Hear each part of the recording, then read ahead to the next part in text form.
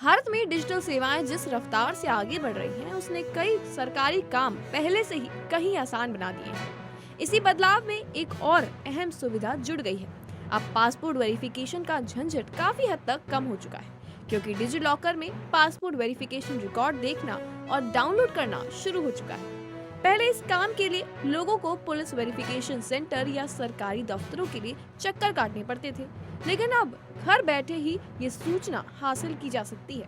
अगर आप पासपोर्ट बनवाने की सोच रहे हैं या फिर जल्द ही कोई अपडेट कराना है, तो फिर ये फीचर आपके काफी काम आ सकता है। पासपोर्ट बनवाने की प्रक्रिया को लेकर अक्सर लोगों के मन में सबसे ज्यादा चिंता पुलिस वेरिफिकेशन को लेकर आती है, क्योंकि इसमें न सिर्फ समय लगता था, बल्कि कई बार डॉक्यूमेंट्स की कमी या गलत जानकारी के कारण मामला अटक भी जाता था।